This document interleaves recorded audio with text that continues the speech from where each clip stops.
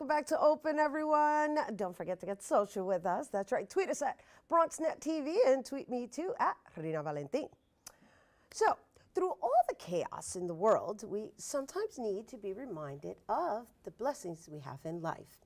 Emmy Award-winning journalist and ABC correspondent Lindsay Davis has chosen to take off her reporting hat for a moment to encourage us all to take note of appreciating things through everyday life with her new children's book, The World is Awake, a celebration of everyday blessings.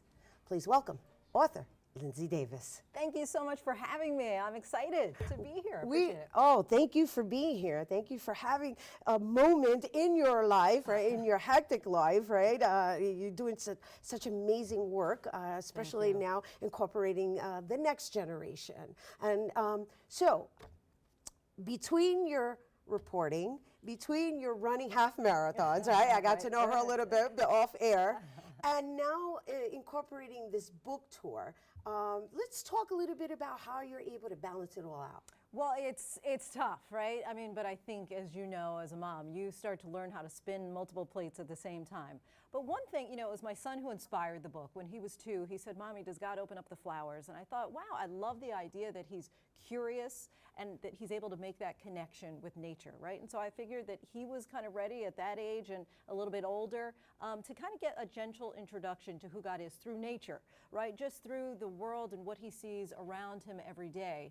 And part of the balance, I think, is just getting a sense of being able to share what I do with my son.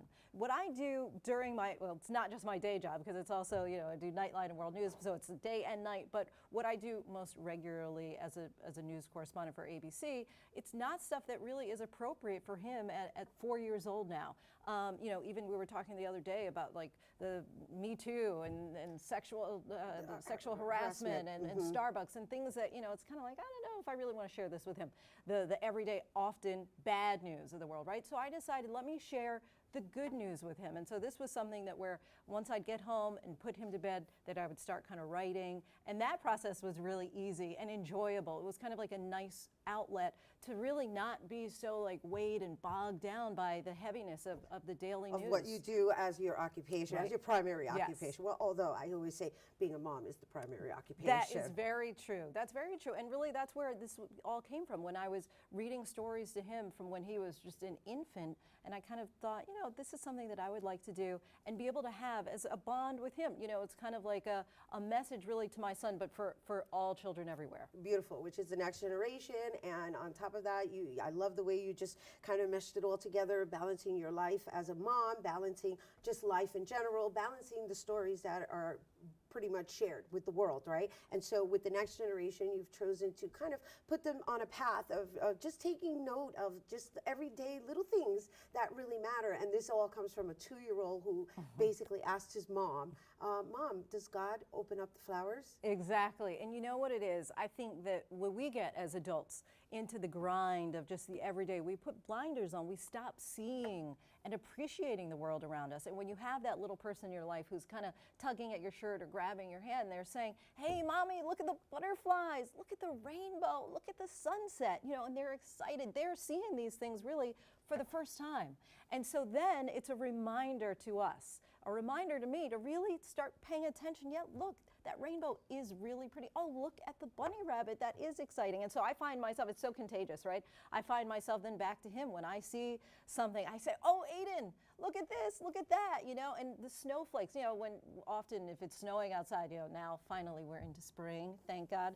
But when it's snowing outside, you know, many of us are like, oh, it's going to be a longer commute into work, you know, but he's, you know, has his glove out, like, look at the snowflakes, look at this, you know, and so it's just a renewed energy. And that's kind of where we got the title from. The World is Awake. I like that title. That's a very special title. While it's simple, it's very profound.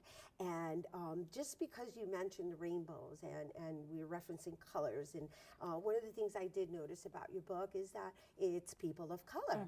And that's so important. You know, when I was looking for children's books for my son, with the exclusion of, you know, Black History Month, when you have that table of all the black and brown children in books on a table, it's difficult to find.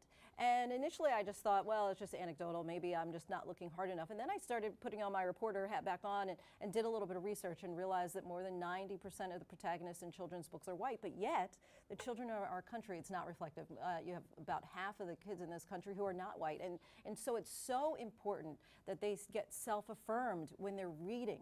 You know, if kids don't see themselves in books, then they're going to stop looking to books to find themselves, and that is a problem. I read this essay that I thought was just fabulous, where the lady talked about windows, mirrors, and sliding glass doors. And the idea is that every children's book needs a mirror. Kids need to be able to see themselves reflected in the pages of the books. They need a window to expose them to worlds that are not familiar to them, right? So if you're a white child, you don't need to only see children's books with white characters. If you're black, you don't only need to see. So it's about having that diversity in a world that might not be so familiar to you. And when that window is able to be effective, it becomes a sliding glass door that you're able to transport a child into this new world. And really, especially in times that we're living in right now, right? Yeah. You need that exposure, because the diversity and the inclusiveness, that helps to fight ignorance. Right, to fight ignorance and the evil forces that are trying to separate us. Yes, exactly. Right? To put mildly, that's as mildly as I could put it.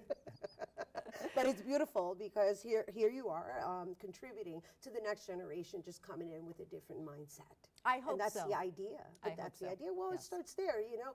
And the fact that you have chosen to make sure that there's children of color in the book, that's a big deal, because you're right. You know, my daughter personally likes looking at different colors in her book. I mean, you know. As she does, as I've seen in her new little book series that she's working on, right? It's just 8 years old, which is fabulous. And I noticed that in her characters, that they were all different colors. And that's just what we're trying to do. Not just to say, oh, we need to have all one color, right? It's all different colors. And in the book, when they go to the zoo, when they're at the market, you see all kids of all different colors. So it's not like, and you know what's the interesting thing?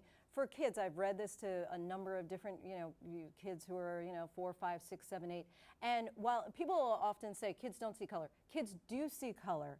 They just don't assign a value to the color, right? And so they're not looking and judging one way or another when they say, oh, that person's black or white or yellow or brown or red. It doesn't matter. They're just noticing it, but it doesn't take on then a negative, or a judgment call, right? Exactly. Because at the end of the day, it becomes judgment, right? Exactly. And then, unfortunately, in the society that we live in, we're judged.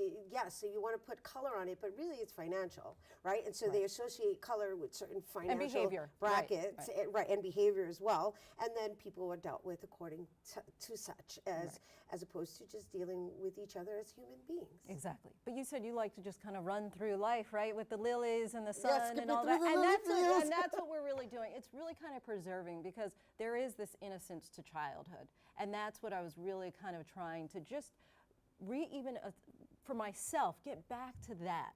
Just get back to the idea of, jumping in leaves and rolling around on the grassy hill and just enjoying the world around us. That's the blessing of being a mom. Yes, it is. And congratulations for putting it on paper. Thank you. All right, so let's talk, before we go, let's talk about your tour and where people can get the book. Yeah, so you can, wherever books are sold, Amazon, Barnes & Noble. If your independent bookstore doesn't have it, you can ask them to get it, and they'll make sure that they have it. I'm going to be at 1 Corinthians Baptist Church this Sunday at 11 a.m. doing a book signing, but I'm all over. So my husband and I, as you said, we're running half marathons in each state, so we then go and promote the book along the way and find a bookstore. And so you can go on my website and we'll start listing. That's actually something that I'll do, is we'll start listing where I'll be, the different cities that it will be in, and that you can come and get a book signed. Well, we're really grateful to you for making time to come and share with our viewers. Thank you, Lindsay. Thank you. I appreciate it. All right. Once again, you guys, the world is awake. A celebration of everyday blessing is available everywhere in bookstores and online. And for more information, you can visit lindsaytdavis.com. All right, we have to take a quick break, but when we return, we're going to learn about the Bronx Book Festival, so don't go anywhere.